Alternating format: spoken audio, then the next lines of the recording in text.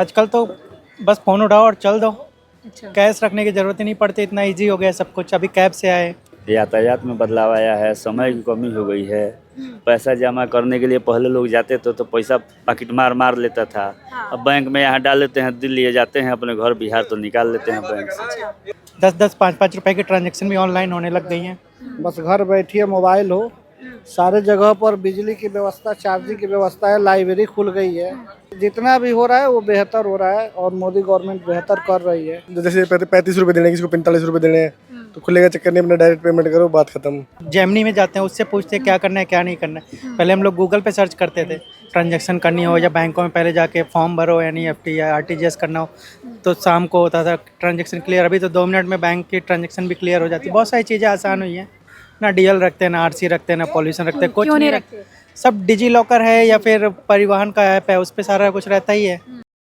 एक समय था बैंक की लंबी लाइनें हुआ करती थी, सरकारी दफ्तरों के लोग चक्कर काटा करते थे। नमस्कार, मैं पूनम और आप देख रहे हैं झलको दिल्ली। ये लाइनें मैंने आपको इसलिए बोली, कहीं ना कहीं लोगों के अंदर जानकारी का अभाव हुआ करता था और घंटों की लंबी लाइनें लगाया करते थे। पर आज हम बात कर रहे हैं डिजिटल इंडिया की, जिसके आ जाने से जो लोगों की ज़िंदगी में बदलाव आया है। अब बता दें, एक क्लिक पर जो है एक अकाउंट से पैसा दूसरे अकाउंट में डाल दिया जाता है। हमारी उंगलियों पर सरकारी सेवाएं पहुंच रही हैं, बच्चे ऑनलाइन पढ़ाई कर रहे हैं। डिजिटल इंडिया ने लोगों की ज़िंदगी में क्या बदलाव लाया, आइए लोगों से जुड़कर जानेंगे और साथ ही भी बताएंगे कि मोदी सरकार के अंतर्गत बता दें पिछले 12 वर्षों में क्या बदलाव हुए। पिछले 12 वर्ष जो है मोदी के कार्यकाल को पूरा हो चुके हैं इस देश के अंदर। अब देखने वाली बात रही कि डिजिटल इंडिया ने लोगों की ज़िंदगी में कैसा बदलाव लाया, वो भी हम डिजिटल इंडिया को लेकर क्या आपकी सोच है, क्या लग रहा है, क्या हमारे देश में 10 से 12 सालों में क्या बदलाव आए? बहुत सारी चीज़ें जो हम लोग ऑफलाइन किया करते थे वो हम ऑनलाइन पे आ गए हैं। डिजिटल इंडिया से भारत को वास्तविक में यदि मैं कहूँ तो काफ़ी लाभ मिला है।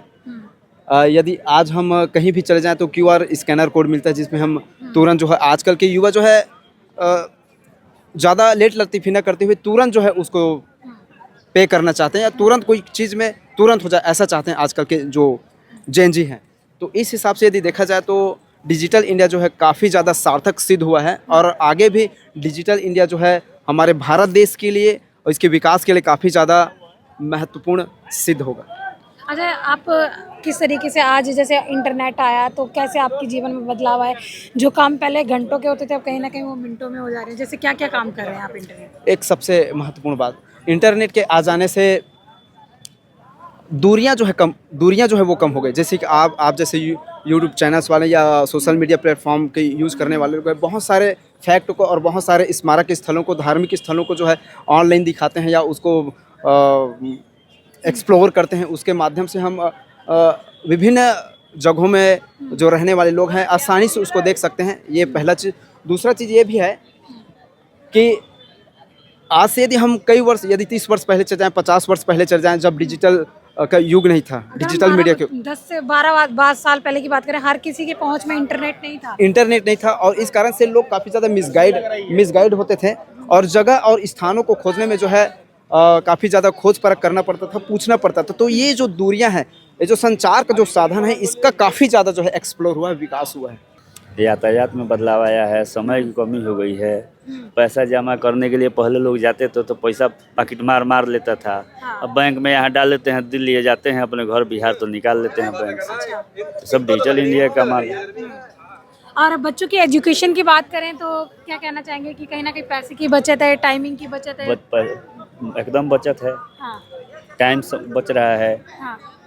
गूगल पे, फ़ोन पे या बहुत सारे ऐप हैं जिनके माध्यम से पेमेंट हो जाता है। हम लोग घर पैसा भेजने की ज़रूरत नहीं। पहले मनी ऑर्डर करते थे, यहाँ से बाई पोस्ट जाता था तो 5 दिन लगता था जाने में, या कोई इष्ट मित्र जाता था गांव तो पैसे हम लोग उनको देते। इनसिक्योरिटी अलग से रहती थी। इनसिक्योरिटी रहती थी। अब एकदम सिक्योर है, वहाँ जाएगा, वहाँ देना भी नहीं है, स्कूल कॉलेज में ही उसको भेज देना। प्रमाण पत्र अब कैरी करके नहीं चलना पड़ता है।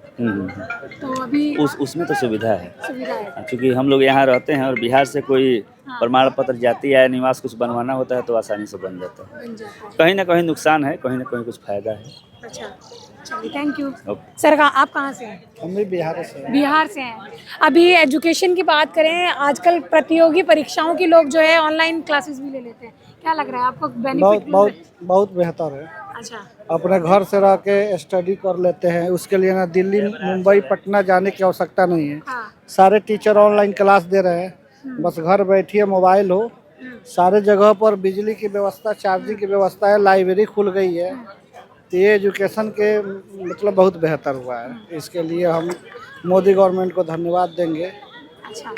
अच्छा, ये बताइए, जैसे अगर आज आपको कहीं जा रहे हो, ड्राइविंग लाइसेंस कैरी करना है, जन्म प्रमाण पत्र, तो जाति प्रमाण, ऐसे तमाम डॉक्यूमेंट्स कैरी करने पड़ते हैं, तो अभी आजकल लोग ऑनलाइन भी यूज़ कर रहे हैं। देखिए, डिजी लॉकर में सारे प्रमाण पत्र उपलब्ध है। हमको अगर मेरा डीएल घर पर छूट गया है तो हम उससे दिखा सकते हैं। पहले क्या होता था कि अगर आपका पास डीएल बना हुआ भी है, अगर वो आपके पास अवेलेबल नहीं है तो वो फाइन कट जाते थे। तो इससे सुविधा मिला है। कोई डॉक्यूमेंट है वो ऑनलाइन के जरिए मंगा लेते हैं, भेज देते हैं, और बहुत सुविधा है। और डिजिटल मतलब जितना भी हो रहा है वो बेहतर हो रहा है, और मोदी गवर्नमेंट बेहतर कर रही है। कोई रोड वगैरह हम जो साइड एमिनिटीज होता है, जैसे होटल वगैरह बनाते हैं, या फिर अगर हम पेट्रोल पंप ओपन करना चाहते हैं तो उसके लिए मैन्युअली हमको बहुत सारे ऑफिस में इधर से उधर चक्कर लगाना पड़ता था। अब हम लोगों ने डिजिटल इंडिया में एक एप्लीकेशन डेवलप किया है, राजमार्ग प्रवेश करके। ठीक है, अब उस प्लेटफॉर्म से हम वो चीज़ ऑनलाइन कर सकते हैं। आजकल तो बस फ़ोन उठाओ और चल दो। अच्छा। कैश रखने की ज़रूरत ही नहीं पड़ती, इतना इजी हो गया सब कुछ। अभी कैब से आए या अभी ये सब खरीदा, सब 10-10, 5-5 रुपए की ट्रांजैक्शन भी ऑनलाइन होने लग गई हैं। बहुत इजी हो गया है। बच्चों की एजुकेशन की बात करें तो कितना सहयोग मिल रहा है? अगर सारी चीज़ें, इंटरनेट ना होता तो क्या होता आज के टाइम में? बात इंटरनेट के बिना तो आप पीछे ही रह जाएंगे समाज से। मतलब बाकी देशों में देखें तो बहुत आगे, इंटरनेट पे ही सब कुछ डिपेंडेंट हो गए। और इंटरनेट तो आज के डेट में बैकबोन हो गया है एजुकेशन का, वो ज़रूरी है बहुत। और अगर हम बात करें, क्या लग रहा है कि आने वाले टाइम में हम क्या इनसे उम्मीदें कर सकते हैं डिजिटल इंडिया को लेकर? हम अब देखिए ना, अभी एआई समिट हुआ था और कितने सारे एआई के एप्लीकेशंस आ गए, चैट जीपीटी हो या क्लाउड हो या फिर जेमिनी हो।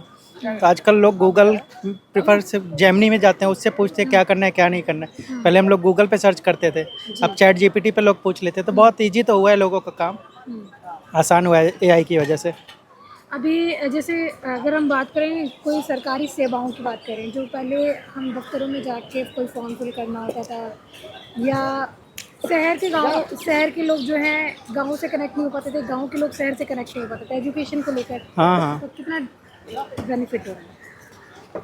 गवर्नमेंट में भी बहुत सारी चीज़ें ऑनलाइन हो गई हैं। बहुत सारी चीज़ें अभी ऑनलाइन ट्रांजैक्शन करनी हो, या बैंकों में पहले जाके फॉर्म भरो, एनईएफटी या आरटीजीएस करना हो तो शाम को होता था ट्रांजैक्शन क्लियर। अभी तो 2 मिनट में बैंक की ट्रांजैक्शन भी क्लियर हो जाती है। बहुत सारी चीज़ें आसान हुई हैं। तो अभी क्या कोई डॉक्यूमेंट कैरी करके चलना पड़ता है कि मेरे को आज नहीं, मेरे पास तो मतलब अभी गाड़ियों के लिए भी, जैसे हम जाते हैं अपनी गाड़ी से तो ना डीएल रखते हैं, ना आरसी रखते हैं, ना पॉल्यूशन रखते हैं, कुछ क्यों नहीं नहीं रखते? सब डिजी लॉकर है या फिर परिवहन का ऐप है, उस पर सारा कुछ रहता ही है। या वो अपना नंबर डाल के खुद चेक कर सकते हैं वो कि सब कुछ इनका वैलिड है या नहीं है, तो कुछ रखने की ज़रूरत ही नहीं होती। ऑनलाइन डॉक्टर भी आजकल अवेलेबल हो जाते हैं। जी ऑनलाइन डॉक्टर भी, एंड कुछ भी सैलून का काम करवाना तो वो भी ऑनलाइन ही मिल जाता है। बिल्कुल कराया अभी आपने कोई ऐसी बेनिफिट्स उठाते हाँ, हैं? थोड़ा सा बेनिफिट्स है, जैसे हेयर का है एंड और उसका फेस का है, तो ये सारी चीज़ें। अच्छा, ब्यूटी सैलून वगैरह का काम, यस घर ब्लिंकिट वगैरह से आपको हाँ, ये ब्लिंकिट, हाँ यस 10 मिनट्स में आजकल यानी सब मिल जाता कि है। आजकल घर बैठे कस्टमर भी मिल रहे हैं और घर बैठे ही जो हमें कह सकते हैं अपने बिजनेस को बढ़ावा दे सकते हैं। यस हाँ, घर बैठे और क्या बिजनेस भी कर सकते हैं। घर से ही लोग चला क्या कह रहे हैं सर? ई कॉमर्स के बिजनेस बहुत सारे लोग चला ही रहे हैं। मीशो में सामान भेजना हो, मिंत्रा में सामान, घर से ही लोग भेज दे रहे हैं आजकल, तो बहुत आसान है। कैश कैरी करते हो क्या? कैश कैरी नहीं करते। क्यों नहीं करते? कैश कैरी इसलिए नहीं करते, एक तो सबसे ज़्यादा दिक्कत है खुल्लों की। जब से 2000 और 500 के नोट आए हैं, आपको छोटे 50, 10-20 के नोट जल्दी से मिलेंगे ही नहीं। और छोटे से छोटे दुकानदार ने भी यूपीआई रखा हुआ है, तो काफ़ी ईजी है। जैसे 35 रुपये देने, किसी को 45 रुपये देने हैं, तो खुले का चक्कर नहीं, अपना डायरेक्ट पेमेंट करो, बात खत्म। तो थोड़ा ईजी हो गया है जब से ये ऑनलाइन पेमेंट आया है, यूपीआई आया है। डिजिटल इंडिया सिर्फ एक सरकारी अभियान नहीं है, ये करोड़ों लोगों की ज़िंदगी की बदलती कहानी है। पढ़ाई से लेकर कमाई तक, भुगतान से लेकर सरकारी सेवाओं तक, तकनीक ने हर ज़िंदगी को बदल दिया है। क्या डिजिटल इंडिया ने आपकी ज़िंदगी में क्या बदलाव लाया? हमें कमेंट में ज़रूर बताएं। क्या आप भी इंटरनेट से प्रभावित हैं और इंटरनेट के आ जाने से आपकी ज़िंदगी में कोई बदलाव आया? कमेंट सेक्शन में ज़रूर बताएं। इसके साथ ही देखते रहे झलको दिल्ली में कैमरामैन नरेश के साथ पूनम। झलको